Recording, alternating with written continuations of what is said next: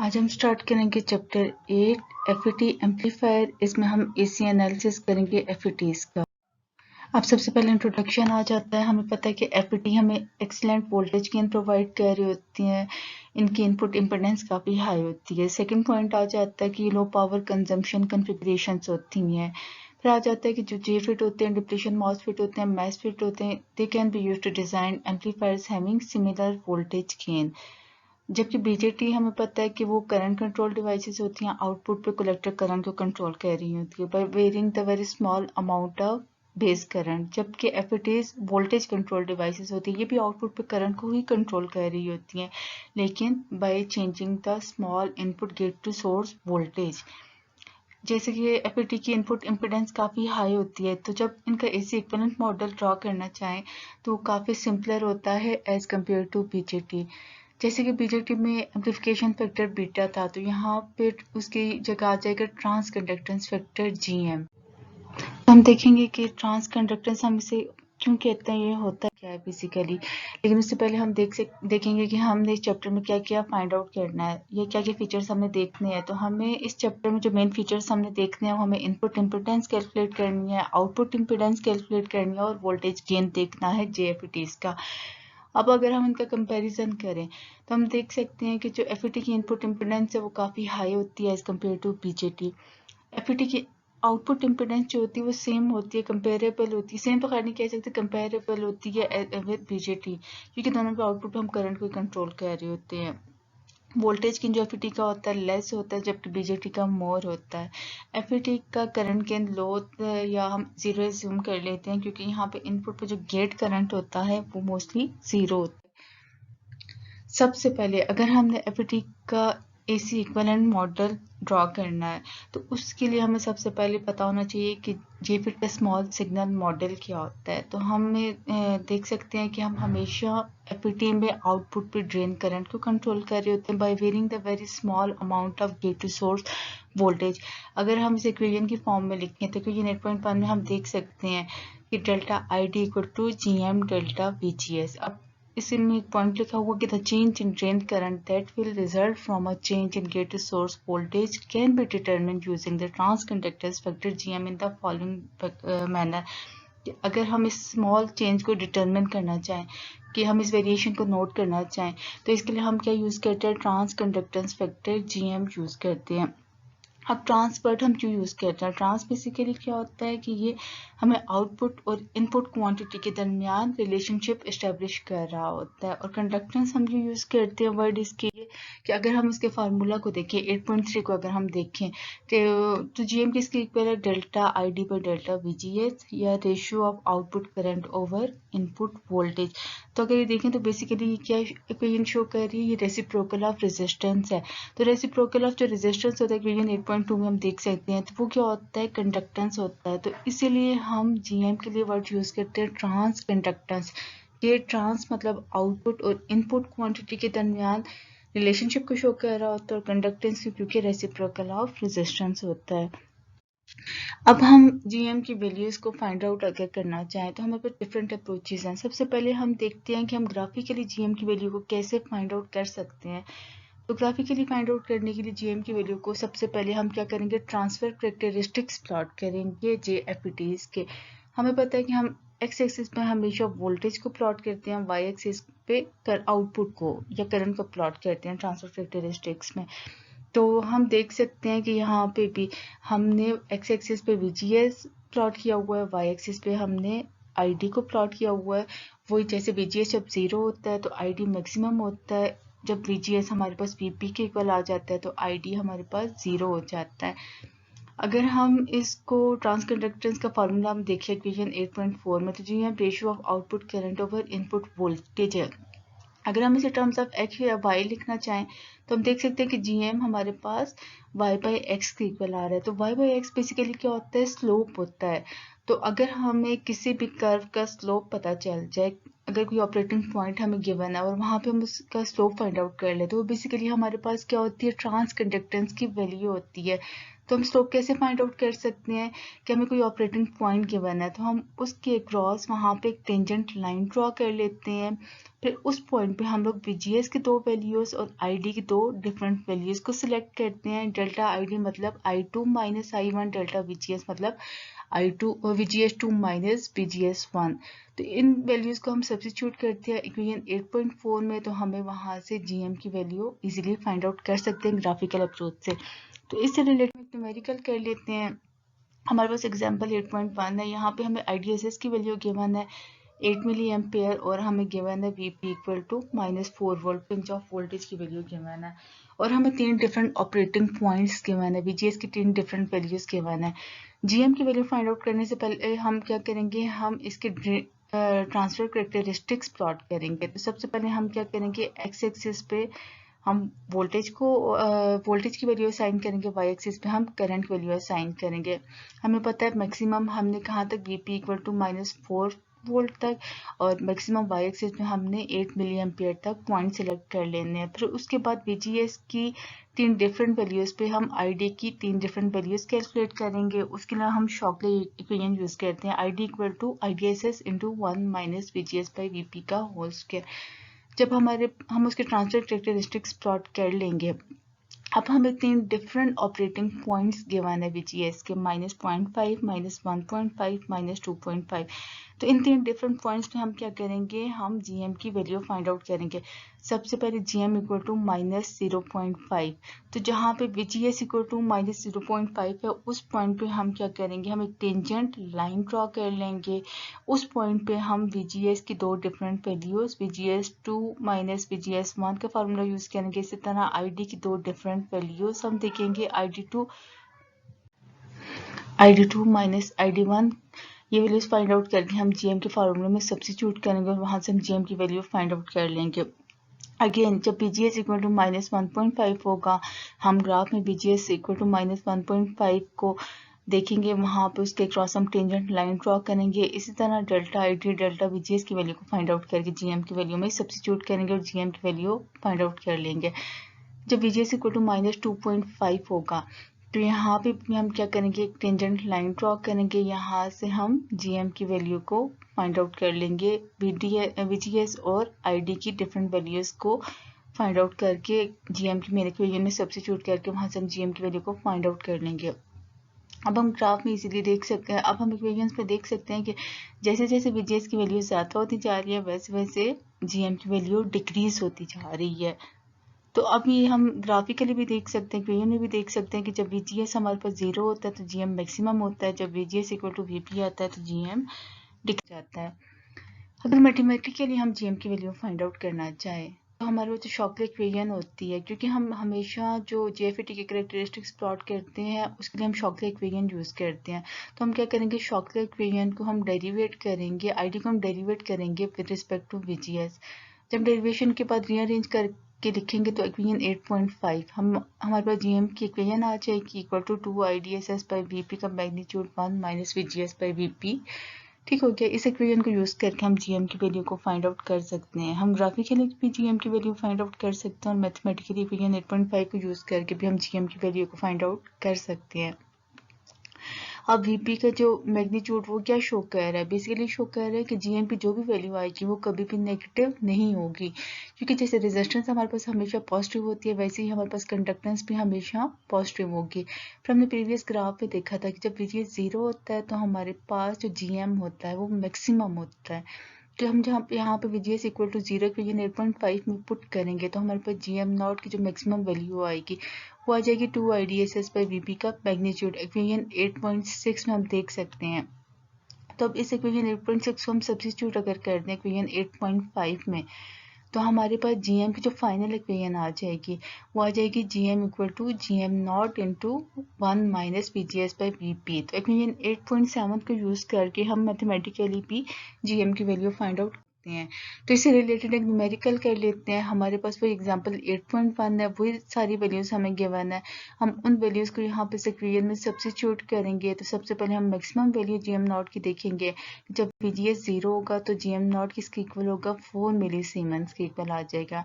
फिर हम VGS equal to -0.5 को सब्स्टिट्यूट करेंगे और VP इक्वल टू -4, तो हमारे पास GM किसके इक्वल आ जाएगा, 3.5 मिली सीमेंस के इक्वल आ जाएगा। और जब VGS को -1.5 वोल्ट के इक्वल सब्स्टिट्यूट करेंगे तो GM आ जाएगा 2.5 मिलीसीमेन के इक्वल आ जाएगा। इसी तरह हम VGS को जब -2.5 के इक्वल सब्स्टिट्यूट करेंगे तो हमारे पास GM की वैल्यू आ जाएगी 1.5 मिलीसीमेंस आ जाएगी। तो अगर आप ग्राफिकली और थ्योरेटिकली मैथमेटिकली जो फार्मूला को यूज़ करके हमने वैल्यूज़ फाइंड आउट की थी तो आप देख सकते हैं कि दोनों वैल्यूज़ सेम रिजल्ट आ रहा है। और सेम यहाँ पे भी जैसे जैसे VGS नेगेटिवली इंक्रीज होता जा रहा है तो हमारे पास GM की वैल्यू भी डिक्रीज होती जा रही है। अब हम क्या करते हैं, हम प्लॉट करते हैं GM को वर्सेस VGS। तो हम देखते हैं कि दोनों का ग्राफिकल कैसे रिलेशनशिप है। तो x एक्सिस पे हमने VGS को प्लॉट कर दिया, y एक्सिस पे हमने GM को प्लॉट कर दिया। हमने GM की इक्वेशन यूज कर ली। सबसे पहले हम VGS के जगह जब यहाँ पे 0 पुट करते हैं तो हम देख सकते हैं कि GM equal to GM not आ जाएगा जब VGS की जगह 0 पुट करेंगे। तो VGS जब 0 होगा उस टाइम पे GM हमारे पास मैक्सिमम होगा, GM नॉट के इक्वल आ जाएगा। जब हम इस इक्वेशन में VGS की जगह pinch off voltage VP put करेंगे तो यहाँ पे हम देख सकते हैं कि GM यहाँ पे 0 हो जाएगा। फिर उसके बाद आप ग्राफ में देख सकते हैं फिगर 8.3 में जब VGS हाफ हो जाता है पिंच ऑफ वोल्टेज की VP/2 के तो उस टाइम पे हमारे पास GM नॉट की वैल्यू भी क्या हो जाएगी, हाफ हो जाएगी। तो इसे हम ये कंक्लूड कर सकते हैं कि जैसे जैसे VGS की वैल्यू को हम इंक्रीज करते हैं तो हमारे पास GM की वैल्यू डिक्रीज होती जाती है। इससे रिलेटेड अब हम न्यूमेरिकल करते हैं तो हम VGS और GM को प्लॉट करते हैं, GM को वर्सेस VGS प्लॉट करते हैं। ये हम वैल्यूज एग्जांपल 8.1 8.2 की यूज करेंगे। हमें पता है कि जब VGS 0 होता है तो GM मैक्सिमम होता है। तो इसलिए हम ये फार्मूला यूज कर लेंगे GM not equal to 2 IDSS by VP का मैग्नीट्यूड। जब इसमें वैल्यू सब्स्टिट्यूट करेंगे IDSS की जगह 8 मिली एम्पेयर, VP की जगह -4 वोल्ट यूज करेंगे, वहां से हमारे पास GM नॉट की वैल्यू 4 आ जाएगी। फिर हमारे पास सेकंड केस है, जब VGS इक्वल टू VP हो जाएगा तो उस टाइम पे GM इक्वल टू 0 आ जाता है। तो VGS जब -4 वोल्ट के इक्वल आएगा तो वहाँ पे हम देख सकते हैं ग्राफ में कि GM हमारे पास 0 हो जाएगा। फिर उसके बाद हमने दूसरा केस देखा था कि हमारे पास जब VGS हाफ हो जाता है, पिंच ऑफ वोल्टेज के हाफ हो जाता है, -4 वोल्ट पिंच ऑफ वोल्टेज है तो हाफ होगी -2 वोल्ट होगी। तो उस टाइम पे हमारे पास जो GM है वो भी क्या हो जाएगा, हाफ हो जाएगा। 4 मिली सीमेंस था तो यहाँ पे GM की वैल्यू क्या आ जाएगी, 2 मिली सीमेंस आ जाएगी। अब हम ये देखते हैं कि अब हम देख रहे हैं कि आईडी के इफेक्ट क्या हो सकता है GM पे। अगेन हम शॉकली इक्वेशन लेंगे। शॉकली इक्वेशन से हमने जब दोनों साइड पे स्क्वायर रूट लिया था 8.8 में, आप देख सकते हैं कि स्क्वायर रूट कैंसिल किया तो यहाँ पे ID बाई IDSS के ऊपर स्क्वायर रूट आ गया। अब 1 माइनस VGS बाई VP की जो वैल्यू न्यू वैल्यू आ गई है ID बाई IDSS, इसको हम इक्वेशन 8.7 में सब्स्टिट्यूट कर देंगे 1 माइनस VGS बाई VP की जगह। तो यहाँ पे GM किसके इक्वल आ जाएगा, GM not into square root of ID by IDSS। अब हम क्या करते हैं कि ID की डिफरेंट वैल्यूज को यहाँ पे सब्स्टिट्यूट करते हैं और देखते हैं कि GM और IDS का क्या रिलेशनशिप बनता है। सबसे पहले ID equal to IDSS maximum value हम सब्स्टिट्यूट करेंगे तो उस टाइम पे हम देखेंगे GM equal to GM not के GM भी उस टाइम पे मैक्सिमम होता है। फिर हम जब IDS/2 को सब्स्टिट्यूट करेंगे वहाँ पे GM 0.707 GM नॉट हो जाएगा। जब IDSS/4 सब्स्टिट्यूट करते हैं तो वहाँ पे 0.5 GM नॉट हो जाता है। तो हम यहाँ पे देख सकते हैं कि जब करंट मैक्सिमम होता है तो ट्रांस कंडक्टेंस की वैल्यू भी मैक्सिमम होती है। जैसे जैसे हमारे पास करंट की वैल्यू डिक्रीज होती है वैसे वैसे ट्रांस कंडक्टेंस की वैल्यू भी डिक्रीज हो जाती है। तो अब इससे रिलेटेड हम निकल कर लेते हैं। हमने वो एग्जांपल 8.1 से लेकर 8.3 तक सारी वैल्यू सब्स्टिट्यूट करनी है। एक्स एक्सिस पे हमारे पास ID आ जाएगा, वाई एक्सिस पे हमारे पास GM आ जाएगा। तो हम देख सकते हैं कि जब ID इक्वल टू IDSS था 8 मिली एम्पियर था, वहाँ पे GM मैक्सिमम है 4 मिली सीमेंस है। फिर जब ID हमारे पास IDSS/2 के इक्वल आएगा तो हमें पता है कि हमारे पास GM equal to 0.707 GM not के इक्वल आता है। तो वहाँ पे जो वैल्यू आती है 2.83 मिली सीमेंस। जब ID हमारे पास IDSS/4 होगा तो हमारे पास उस टाइम पे GM की वैल्यू 0.5 GM नॉट या 2 मिली सीमेंस आ जाएगी। इसी तरह ID जब 0 होगा तो GM भी हमारे पास 0 हो जाएगा। तो इसका क्या मतलब है कि जैसे जैसे करंट की वैल्यू डिक्रीज होती है GM की वैल्यू भी डिक्रीज होगी, और जैसे जैसे करंट की वैल्यू इंक्रीज होगी तो GM की वैल्यू भी इंक्रीज होगी। अच्छा, इसके बाद आ जाता है हमारे पास जो हम फिर स्मॉल सिग्नल एनालिसिस कर रहे हैं। हमने ट्रांस कंडक्टेंस देख लिया, फिर हमने देख लिया कि VGS और ID का इफेक्ट क्या हो सकता है GM के ऊपर। GM को हम ग्राफिकली कैसे फाइंड आउट कर सकते हैं और GM को हम मैथमेटिकली कैसे फाइंड आउट कर सकते हैं। इसके बाद हमारे पास आ जाता है इनपुट आउटपुट इम्पिडेंस। तो हमें पता है कि जेफिट की इनपुट इम्पिडेंस काफ़ी हाई होती है। तकरीबन 8.10 में आप देख सकते हैं कि हम उसको almost equal to infinity assume कर ले लेते हैं। और जब हम उसका इसी इक्विवेलेंट सिग्नल मॉडल प्लॉट करते हैं या ड्रॉ करते हैं तो उसमें हम हमेशा सर्किट को इनपुट साइड पे ओपन छोड़ेंगे गेट टू सोर्स या ड्रेन के अक्रॉस।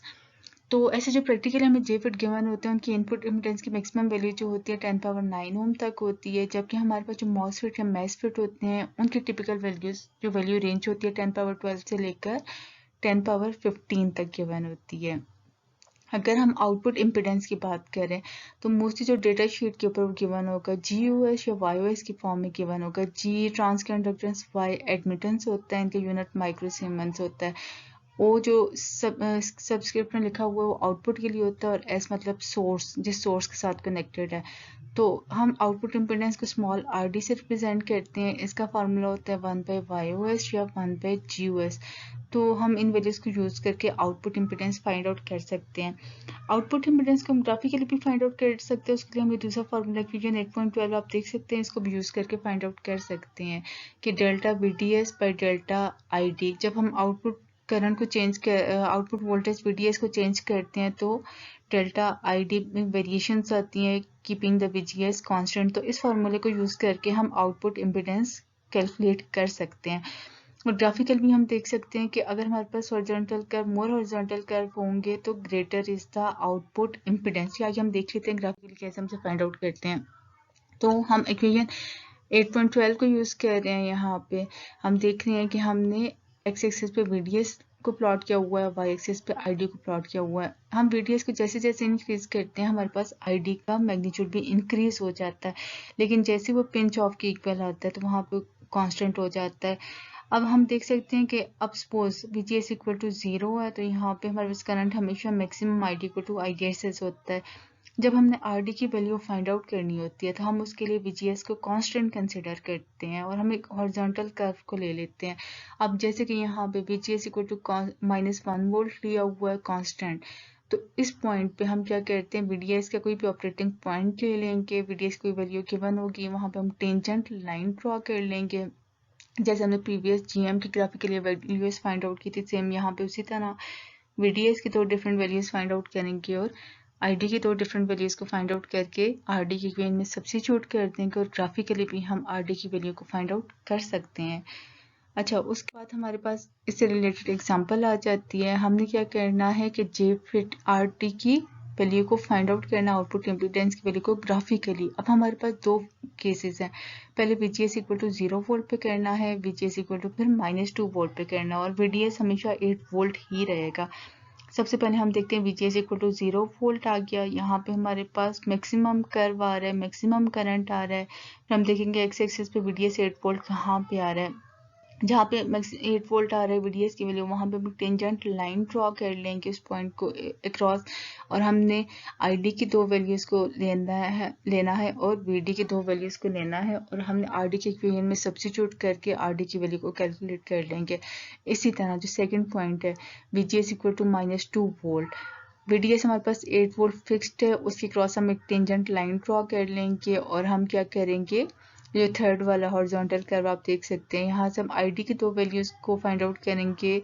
हम VDS की 2 वैल्यूज को फाइंड आउट करके RD के इक्वेशन में सब्स्टिट्यूट करेंगे, हमारे पास RD की वैल्यू आ जाएगी। ये एग्जांपल आप देख सकते हैं। जब हमने यहाँ पे इक्वेशन सब्स्टिट्यूट की तो डेल्टा VD हमारे पास 5 वोल्ट आ गया था, डेल्टा ID 0.2 मिली एम्पेयर आ गया था और VGS जब 0 था उस टाइम पे हमारे पास RD की वैल्यू 25 किलो ओम आ गई थी। फिर सेकंड वाले इक्वेशन में हम देख सकते हैं कि जब VGS हमने -2 वोल्ट के इक्वल लिया था और VDS हमारे पास 8 वोल्ट ही था, तो उस टाइम पे हमारे पास VDS की 2 डिफरेंट वैल्यूज को हमने सब्स्टिट्यूट किया तो 8 वोल्ट आ गई थी और ID की वैल्यूज को जब हमने सब्स्टिट्यूट किया था तो 0.1 मिली एम्पेयर आ गया था। तो RD हमारे पास कितना आ गया, 80 किलो ओम आ गया। हम इन इक्वेशंस में देख सकते हैं कि जैसे जैसे हमारे पास ID की वैल्यू डिक्रीज होती जा रही है तो हमारे पास जो आउटपुट इम्पीडेंस है उसकी वैल्यू इंक्रीज होती जा रही है। यहाँ पे अब हमारे पास हमने देख लिया ट्रांस कंडक्टेंस कैसे आती है, इनपुट इम्पीडेंस क्या होती है, आउटपुट इम्पीडेंस क्या होती है, हम कैसे फाइंड आउट कर सकते हैं। तो हम JFET के इक्विवेलेंट मॉडल इजीली डेवलप कर सकते हैं। तो अब आप इस फिगर 8.8 में देख सकते हैं कि सबसे पहले हमारे पास जो गेट टर्मिनल आ गया, ड्रेन टर्मिनल आ गया और यहाँ पे हमारे पास सोर्स टर्मिनल कॉमन है विद इनपुट एंड आउटपुट। अब गेट और ड्रेन के दरमियान में कनेक्शन यहाँ पे ओपन है, सर्किट यहाँ पे ओपन है। तो बेसिकली यहाँ पे एक JFET कनेक्टेड था, जब हमने रिमूव किया तो हमें पता है JFET की इनपुट इम्पिडेंस क्या होती है, हाई होती है, तो हम उसको ओपन सर्किट के साथ रिप्रेजेंट कर देते हैं।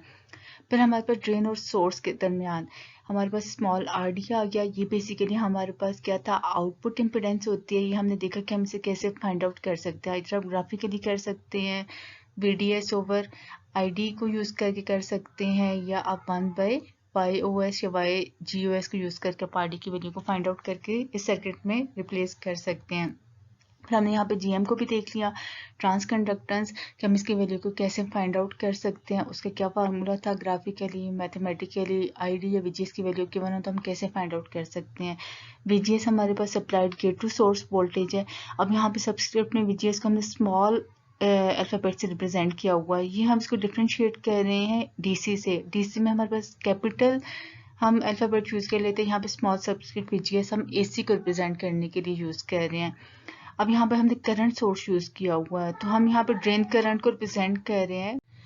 अब यहाँ पे हम ड्रेन करंट को रिप्रेजेंट कर रहे हैं GM VGS के साथ। ठीक हो गया। अब ये एरो क्या शो कर रहा है, ये बेसिकली हमें फेज शिफ्ट शो कर रहा है आउटपुट वोल्टेज और इनपुट वोल्टेज के दरमियान।